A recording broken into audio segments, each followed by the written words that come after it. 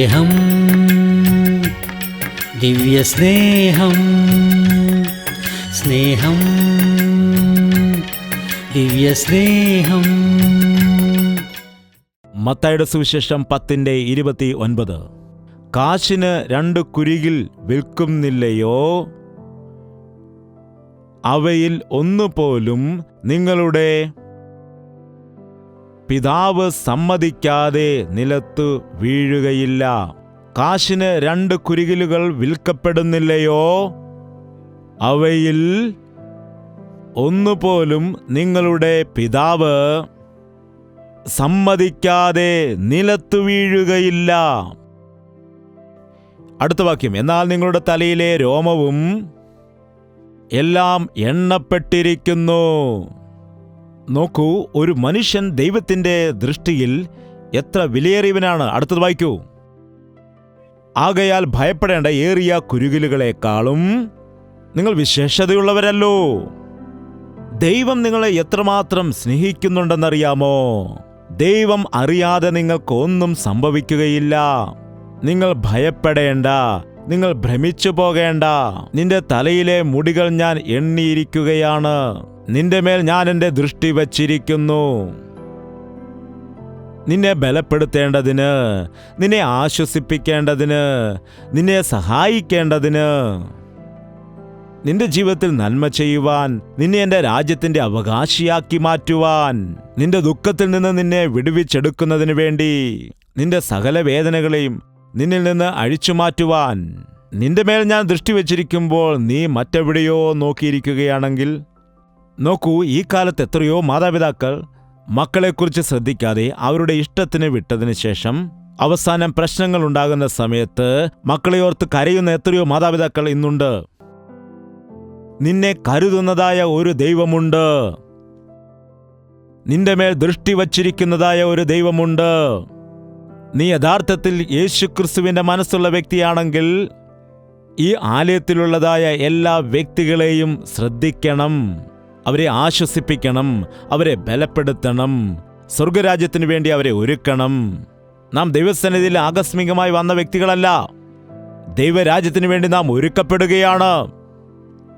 സിവിലിന്റെ exam എഴുതുന്ന ആളുകൾ തൻ്റെ ജീവിതത്തിൽ എത്രമാത്രം ബുദ്ധിമുട്ട് അനുഭവിക്കും, എത്രയോ പേപ്പറുകൾ വായിക്കും, എത്രയോ തവണ എക്സാമുകൾ എഴുതും. നാമും സ്വർഗത്തിലേക്ക് പോകണമെങ്കിൽ നമ്മുടെ ഹൃദയത്തെ നാം നേരെയാക്കേണ്ടതാണ്. നാം ദൈവത്തിൽ പൂർണ്ണമായി ആശ്രയിക്കണം. നമ്മുടെ സകല ഭാരങ്ങളും അവൻ്റെ ചുമലിൽ വയ്ക്കണം. നമുക്ക് പ്രശ്നങ്ങളുണ്ടാകുമ്പോൾ നിന്നു പോകാതെ അവൻ്റെ പാദപീഠത്തെങ്കിൽ ആശ്രയിക്കണം. നിരാശയിൽ നിറഞ്ഞിരിക്കുന്നതായ മനുഷ്യൻ, തകർന്നിരിക്കുന്നതായ മനുഷ്യൻ, ജീവിതത്തിൽ ഒരു ലക്ഷ്യവുമില്ലാത്തതായ മനുഷ്യൻ നിരാശയോടുകൂടി ഭാരത്തോടുകൂടി ഒറ്റയ്ക്കിരിക്കുകയാണ് ചെയ്യുന്നത്. മുറിയിൽ കയറി കതകടച്ച് ആത്മഹത്യയ്ക്ക് വേണ്ടി ശ്രമിക്കുന്നു. എന്നാൽ തന്നെ സ്നേഹിക്കുന്ന ഒരു കർത്താവുണ്ട് എന്നുള്ള കാര്യം അവൻ മറന്നുപോകുന്നു. തൻ്റെ കഷ്ടതയെല്ലാം മറക്കുന്നതിന് വേണ്ടി ലോകത്തിലുള്ള കാര്യങ്ങൾ എന്തൊക്കെയോ ചെയ്യുവാൻ വേണ്ടി ആഗ്രഹിക്കുന്നു. എന്നാൽ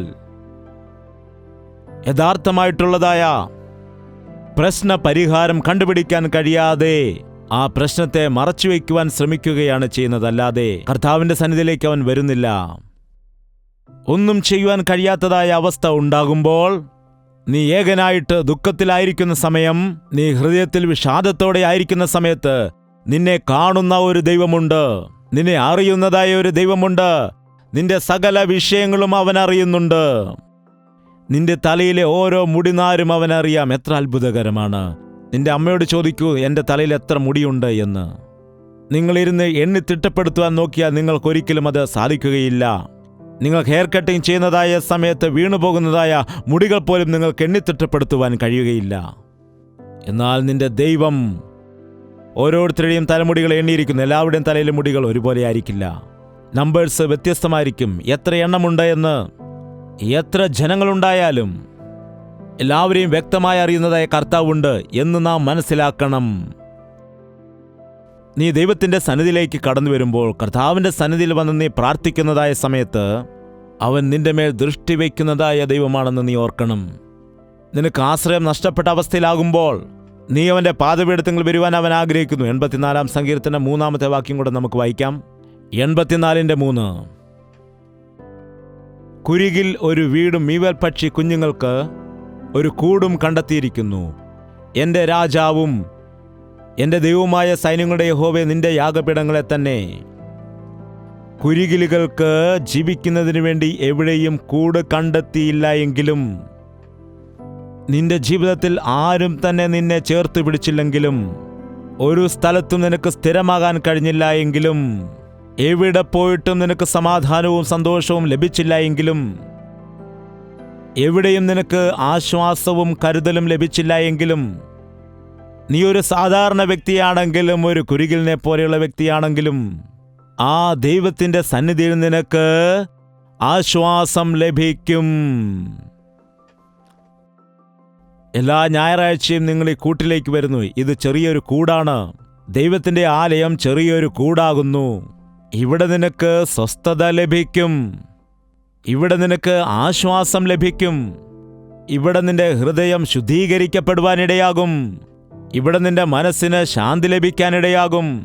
ഇവിടെ കടന്നു വരുമ്പോൾ നിന്റെ സകല സങ്കടവും കർത്താവിലേക്ക് നീ സമർപ്പിക്കുന്നു. നിന്റെ ഞരക്കങ്ങളെല്ലാം അവൻ കേൾക്കുന്ന ദൈവമാണ്. എന്തിനാണ് ദൈവത്തിൻ്റെ ആലയത്തിൽ വരുന്നത്? എന്തിനാണ് വരുന്നത്? മറ്റെവിടെയും നിനക്ക് ഈ ആശ്വാസം ലഭിക്കില്ല. കർത്താവിൻ്റെ സന്നിധിയിൽ എന്നെ തന്നെ ഏൽപ്പിച്ചു കൊടുക്കുമ്പോഴാണ് എനിക്ക് സൗഖ്യം ലഭിക്കുന്നത്, എൻ്റെ മനസ്സിന് തൃപ്തി ലഭിക്കുന്നത്, എൻ്റെ ജീവിത ലക്ഷ്യം കണ്ടുപിടിക്കാൻ കഴിയുന്നത്. അതുപോലെ എനിക്ക് പ്രത്യാശയും ഉണ്ടാകുന്നു. എന്നാൽ ഈ കാലത്ത് ദൈവത്തിൻ്റെ ആലയമെന്ന് വെച്ചാൽ മനുഷ്യർക്കൊരു വിലയുമില്ല. മറ്റെല്ലായിടത്തും അവൻ പോകും. മണിക്കൂറുകൾ മണിക്കൂറുകൾ ലോകകാര്യങ്ങൾക്ക് വേണ്ടി അവൻ സമയത്തെ ചിലവഴിക്കും. മണിക്കൂറുകൾ ക്ലബിൽ ചിലവഴിക്കും, പബ്ബുകളിൽ ചിലവഴിക്കും, എല്ലായിടത്തും പോകും. അവിടെയെല്ലാം പോയിട്ട് നിനക്ക് എന്താണ് കിട്ടിയത്? ദൈവത്തിൻ്റെ സന്നിധിയിൽ വരുമ്പോൾ മാത്രമേ ഒരുവന് സമാധാനം ലഭിക്കുകയുള്ളൂ, നിനക്ക് ആശ്വാസം ലഭിക്കുകയുള്ളൂ. ഇവിടെ നീ കർത്താവിനെ സ്തുതിച്ച് പാട്ടുകൾ പാടുമ്പോൾ നീ അറിയാതെ തന്നെ നിനക്കൊരു ആശ്വാസം ലഭിക്കും. നിന്റെ ശരീരത്തിൽ ഒരു പുതിയ ഉജ്ജീവനമുണ്ടാകുന്നു, ഒരു ബലമുണ്ടാകുന്നു. നിന്റെ മനസ്സിന് സ്വസ്ഥതയുണ്ടാകുന്നു. നിന്റെ ശരീരത്തിലെ ഓരോ അവയവങ്ങളിലും സൗഖ്യം വ്യാപരിക്കുന്നു. അവന്റെ സന്നിധിയിലിരുന്നു കൊണ്ട് അവന്റെ വചനം കേൾക്കുമ്പോൾ നിനക്ക് വിശ്വാസം വർദ്ധിക്കുന്നു, നിനക്ക് പ്രത്യാശയുണ്ടാകുന്നു, നിനക്ക് ധൈര്യമുണ്ടാകുന്നു, നിനക്ക് ആശ്വാസം ലഭിക്കുന്നു.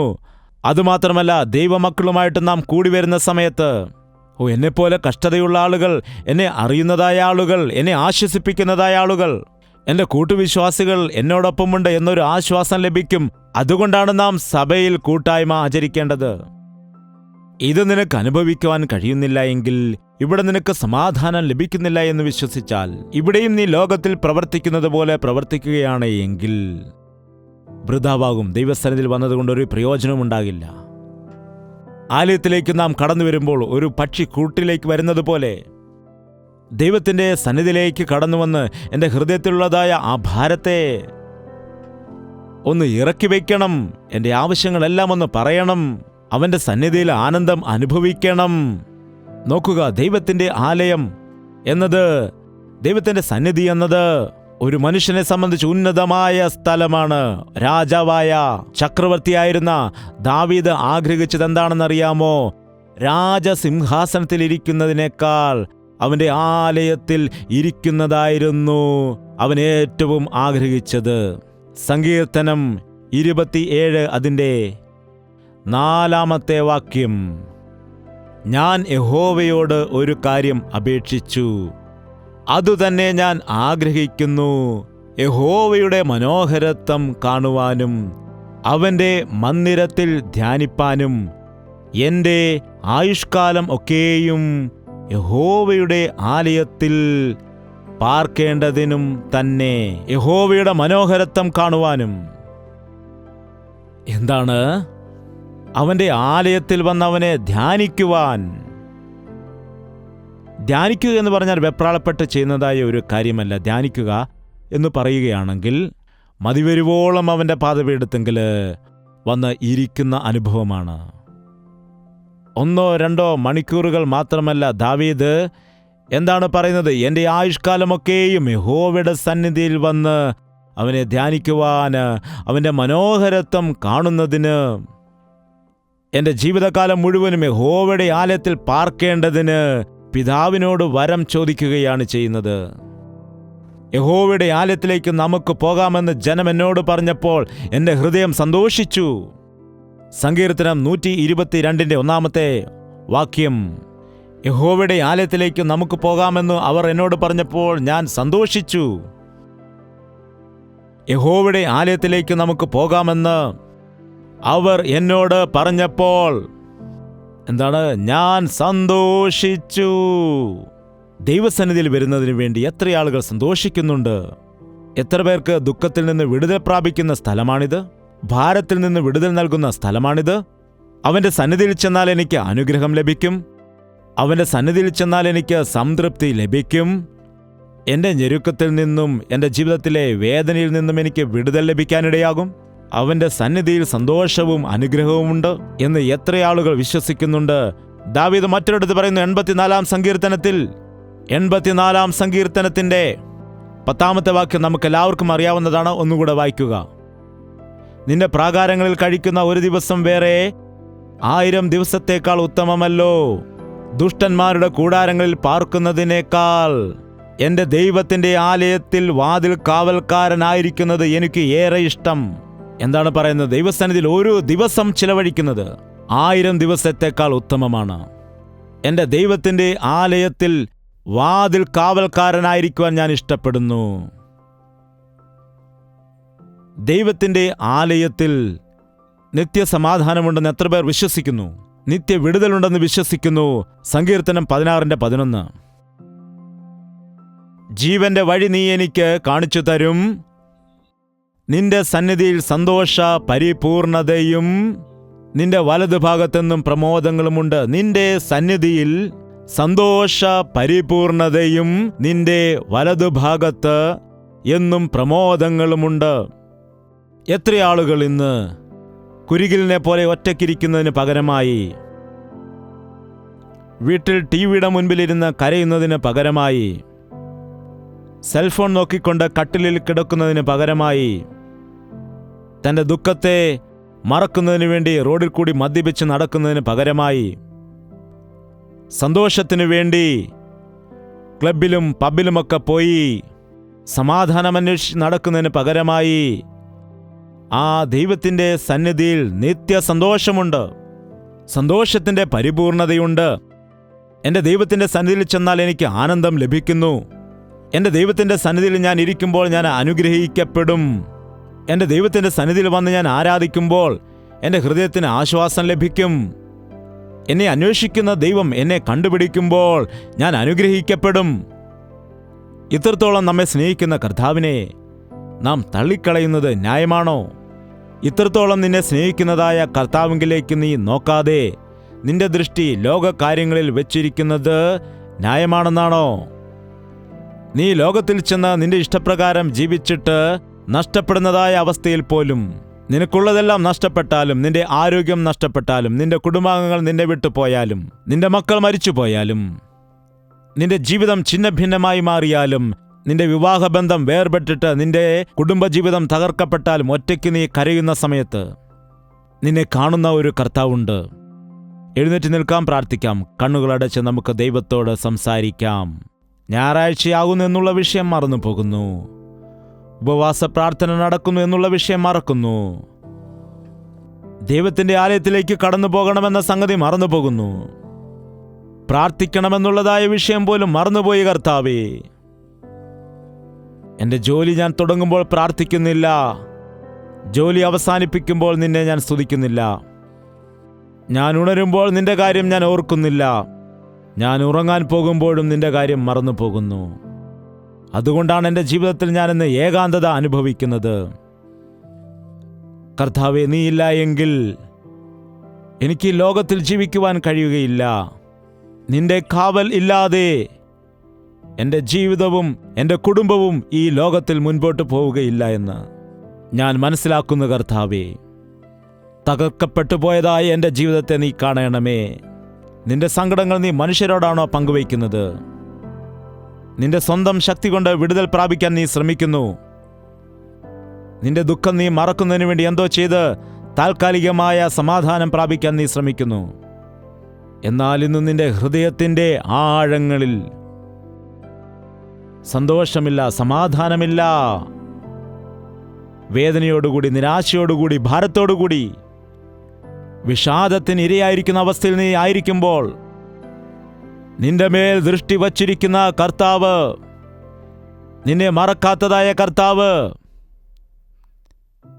നിന്നെ വിലയേറിയവനായി സ്നേഹിക്കുന്ന, നിനക്ക് പ്രാണനെ നൽകിയിരിക്കുന്ന കർത്താവ് ഉണ്ടെന്നുള്ളതായ വിഷയമോർക്കുക. ദൈവമേ, നീ എന്നെ സഹായിക്കണമേ. നിന്റെ ആലയത്തെ സ്നേഹിക്കുവാൻ എനിക്ക് കൃപ നൽകണമേ. നിന്റെ സന്നിധിയിൽ പാർക്കുവാനുള്ള കൃപ നൽകണമേ. എന്നെ കണ്ടതായ ദൈവത്തെ എനിക്കും കാണുവാൻ കൃപ നൽകണമേ. എന്നെ അറിയുന്ന കർത്താവിനെ അറിയുവാൻ എന്നെ നീ സഹായിക്കണമേ.